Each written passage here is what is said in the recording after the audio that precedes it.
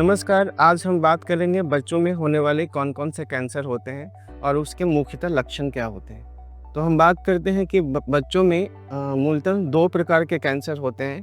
पहला liquid cancers में हमारा कैंसर्स में सबसे पहले इम्पोर्टेंट ल्यूकेमिया आता है। ल्यूकेमिया में एएमएल और एएलएल आते हैं एंड लिम्फोमा आता है। दूसरा सॉलिड ट्यूमर जिसको हम ठोस कैंसर कहते हैं, जिसमें हमारे सर से पाँव तक के सभी कैंसर आते हैं। तो हम बात करें कि कौन-कौन से होते हैं, तो सर से पाँव तक के जो कैंसर होते हैं, पहला ब्रेन ट्यूमर, आँखों में होने वाले ट्यूमर, मुँह में होने वाले ट्यूमर रैब्डोमायोसार्कोमा, गले में होने वाले tumour Hodgkin lymphoma, non Hodgkin lymphoma, हाथ-पाँव में होने वाले ट्यूमर्स भी रैब्डोमायोसार्कोमा हो सकते हैं। साथ-साथ हम बात करते हैं कि जो हाथ और पैर है उसमें हमारा बोन ट्यूमर हो सकता है, जैसे कि रिंग सार्कोमा, ऑस्टियोसार्कोमा इत्यादि। साथ-साथ पेट में होने वाले हम ट्यूमर की बात करें तो हम देखेंगे कि हेपेटोब्लास्टोमा होता है, विल्म्स ट्यूमर होता है। साथ-साथ अदर रेयर ट्यूमर्स भी हो सकते हैं, जैसे कि कभी-कभी नॉन हॉजकिन लिम्फोमा भी पेट के अंदर होता है। साथ-साथ अगर छाती के अंदर हम ट्यूमर की बात करें बच्चों में, तो सबसे पहले होता है थाइमोमा, दूसरा होता है कि germ cell tumour. Germ cell tumour most common होता है, जो मीडियस्टिनल मास लेके प्रेजेंट करता है। साथ-साथ कभी टी लिम्फोब्लास्टिक ल्यूकेमिया भी मीडियस्टिनल मास लेके प्रेजेंट करते हैं। अगर हम नीचे बात करें जेनिटैलिया ऑर्गन की तरफ हम बात करते हैं, तो उसमें टेस्टिकुलर ट्यूमर हो सकते हैं, जो एक टाइप से जर्म सेल ट्यूमर का। उस तरह के कैंसर हमारे बच्चों को हो सकता है, जो मूलतः बच्चों में होने वाले इस प्रकार के कैंसर हैं। अब हम बात करते हैं इसके सिम्पटम्स के, तो ल्यूकेमिया लिम्फोमा की एक मुख्य प्रमुख जो लक्षण होता है उसमें ब्लड की कमी हो जाती है, खून की कमी होगी, थ्रोम्बोसाइटोपिनिया होगा, मतलब बॉडी के ऊपर कहीं-कहीं लाल चकत्ते होंगे, बच्चों को फीवर आएगा, फीवर एंटीबायोटिक्स देने के बाद भी ठीक नहीं होगा।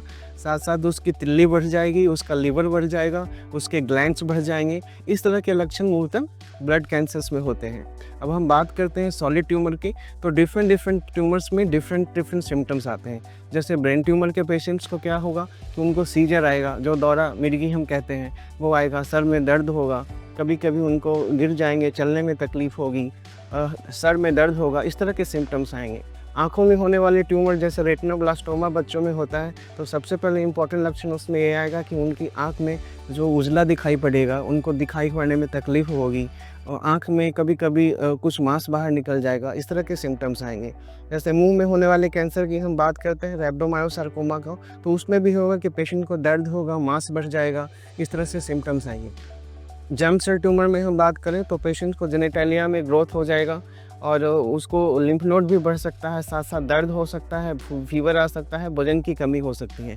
तो मूलतः ये बात करते हैं कि मूल रूप से जो सॉलिड ट्यूमर होते हैं, ख़ास करके ब्लड कैंसर के अलावा जो ट्यूमर होते हैं, उसमें एक कॉमन बीमारी होती है, जैसे कि दर्द होना, वज़न का कम होना, बुखार आना, कभी-कभी ग्लैंड का बढ़ जाना, इस तरह के सिम्पटम्स मूलतः सॉलिड ट्यूमर में आते हैं। हम पेट की ट्यूमर की बात करें जैसे कि हेपेटोब्लास्टोमा, विल्म्स ट्यूमर, तो इसमें भी हमारे बच्चों को पेट में दर्द हो सकता है, कॉन्स्टिपेशन हो सकता है, कभी-कभी डायरिया भी हो सकता है। एक न्यूरोब्लास्टोमा भी पेट में होने वाले बहुत इम्पॉर्टेंट कैंसर है, जो बच्चों में मूलतः होता है। उसमें कभी-कभी फीवर आता है, बुखार आता है और उसमें डायरिया होने लगता है। कभी-कभी उसमें आँख की जो उनका तिल्ली होता है, जो आँख का उनका रोशनी होता है, वो भी चला जाता है। कभी-कभी आँख का मूवमेंट उनका गलत हो जाता है, जो नॉर्मल बच्चों में नहीं होता है। तो इस तरह के सिम्पटम्स मूलतः बच्चों में होने वाले कैंसर में होते हैं। अगर इस तरह की बीमारी हमारे बच्चों को किस तरह से होता है, तो तुरंत अपने कंसर्न डॉक्टर से, पीडियाट्रिशियन से एक बार मिलें और उनको बोलें कि अगर आपको लगता है कि कुछ इस तरह की बीमारियां हैं, तो आप एक अच्छे संस्थान में जहां पर कि कैंसर का ट्रीटमेंट होता है, वहां तुरंत उनको रेफ़र कर दें।